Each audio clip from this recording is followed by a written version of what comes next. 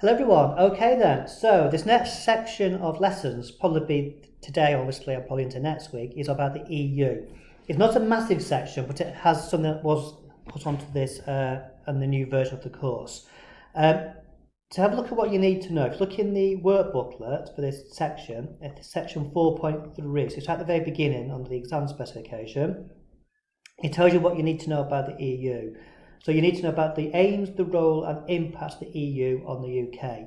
And the three dots say you need to know about the aims of the EU, that's what we're going to do about today, the role of the EU on policy making, and the impact of the EU, including its effects of at least 2 EU policies. It also fits into 4.4 as well, about sovereignty as well. So it kind of, 4.3 it fits into that 4.4 point as well.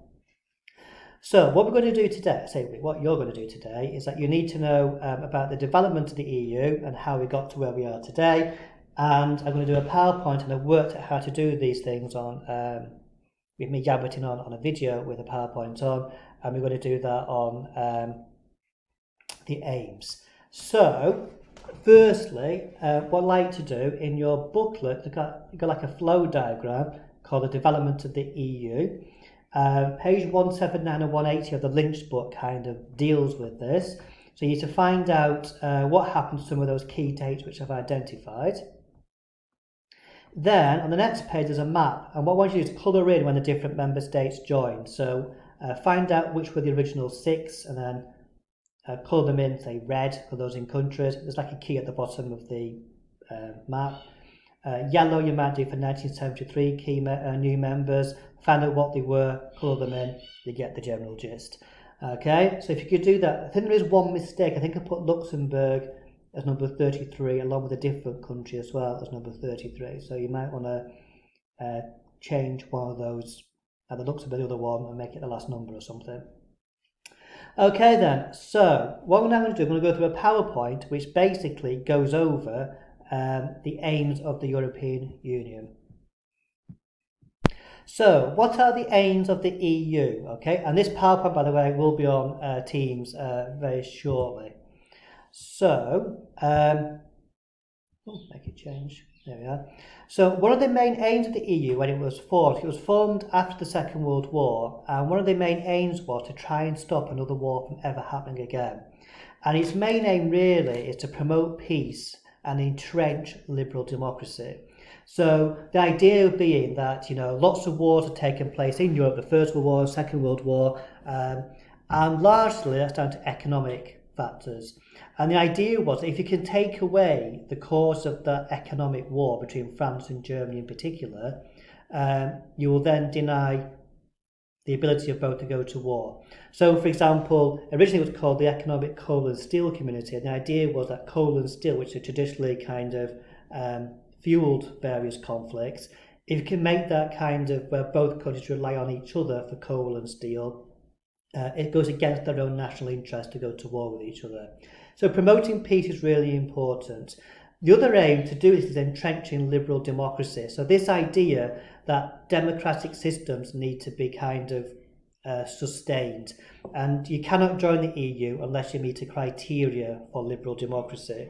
So obviously, all the countries are liberal democracies, but some of them haven't been previously. Obviously, Germany is the obvious example. Obviously, before the Second World War, it wasn't a liberal democracy. It transformed itself in the West anyway to a liberal democracy. But if you take a country like Spain or Portugal, Spain had the fascist leader Franco in charge until his death in the mid-1970s. Okay, and a way of entrenching liberal democracy in Spain following the death of Franco and all the rest of it in the 1980s was for it to join the EU. Okay, and to which you might say it's been really successful. There's been no European wars between member states since the creation of the EU. All the member states do have a liberal democracies, and you could say, countries like Spain and Portugal and a lot of those Eastern Bloc countries kind of haven't reverted back to their old ways since they've been in the EU. One slight little caveat might be, there are one or two concerns about just how democratic one or two member states are. There's been a few issues around Poland and around Hungary, especially over the independence of the judiciary in both of those countries, and the European Commission has had a few things to say on that particular issue. Okay, the other main aim of the EU is to create economic integration and a single market. This idea that the EU will become one single economic unit, essentially. Now, as part of this, there are a number of developments that have taken place to create this kind of single market. And this was mainly done in 1986, the Single European Act, which some people say was the biggest kind of integration of the EU to date. Interestingly, something which Mrs. Thatcher wholeheartedly signed up to in 1986. She later claimed that she was misled, which I don't really believe. Anyway, the Single European Act set up 4 freedoms, okay? And you need to know what these 4 freedoms are. You've got the freedom movement of goods. So, if you want to move something from one country to another country, that should take place without any taxes for crossing borders. Free movement of services, things like digital services and energy services, that type of stuff. There has been some issues around the free movement of services, especially around energy and the energy market. And then also the digital free market has also not been completed. But there have been lots of moves in that direction. For example, one which you lot may well have encountered if you've been to a European Union country recently, was things like mobile phone digital services. How up until fairly recent times, they could charge you different amounts for your mobile phone. You went to France or something, the EU got rid of that. Free movement of people, so this idea that any EU citizen, anyone from a member state can work and play, I suppose, in any other member state and live in any other member state. And again, there's been a few restrictions on this. Something called the Schengen Agreement of 1995, where Britain and Ireland excluded themselves from the free movement of people. So that's why you still need passports to get into the UK or the Republic of Ireland from other member states. Whereas if you were like a French citizen, or even if you were a British citizen, actually, you went to like Belgium or something, you crossed the French-Belgian border, there's no kind of stopping, there's no passport shown or anything like that. But if you go into the UK, then you have to show your passport. So the free movement of people, and of course this has been very controversial with the migrant crisis of the 2000s, hasn't it? With people coming into the EU and then say, well, we're now in the EU, we can now go wherever we like in the EU.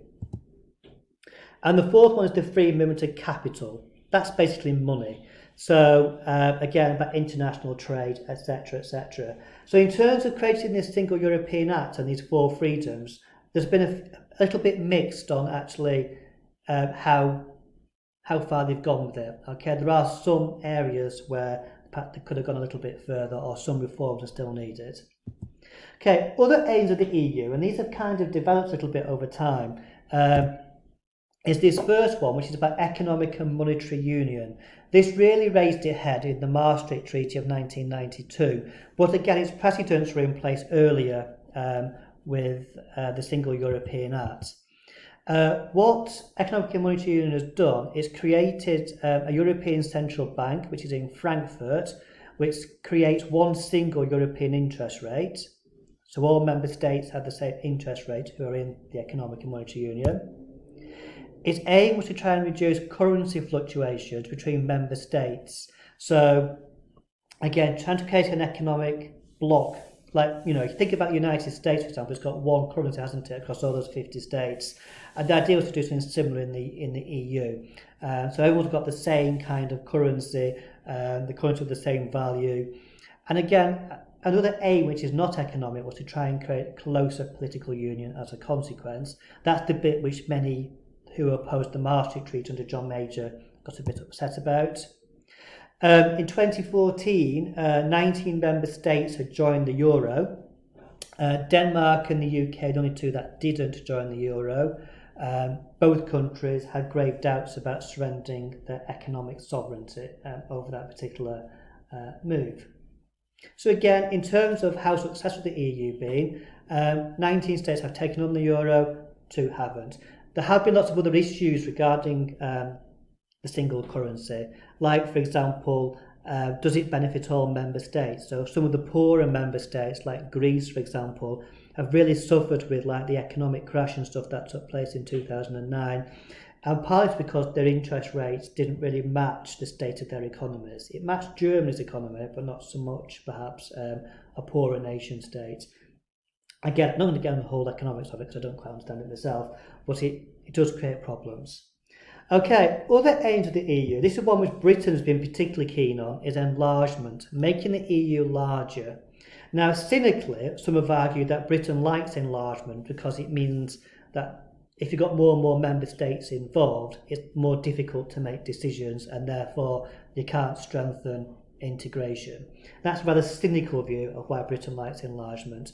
But the EU has grown, okay? It really developed with those East European countries which joined the EU following the fall of communism. So in that aim, the EU has been really successful. I suppose though this was an essay, however, a witness of this view would be, well, actually one member state's leaving, it's quite a big member state, i.e. the UK. So obviously there's been a big setback to enlargement, but it gradually has enlarged.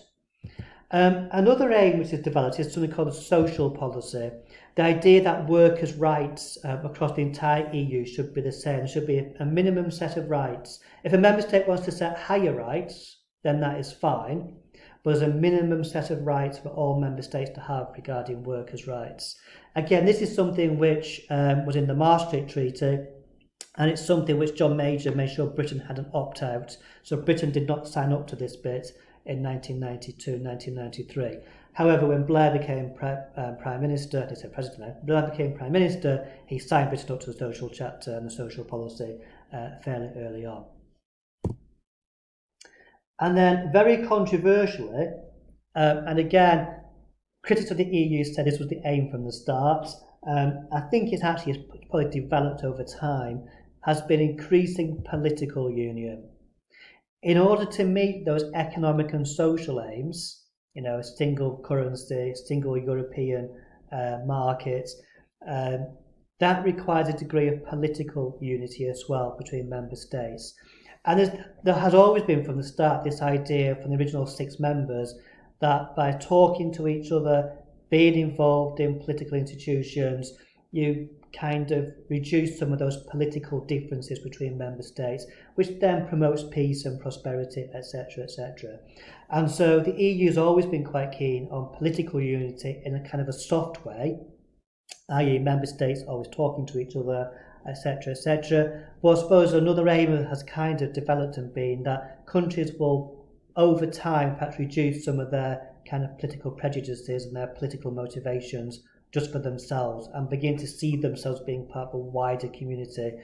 And so sometimes they might think, well, this doesn't directly benefit my member state, but it's better for the EU as a whole, which does benefit us kind of indirectly.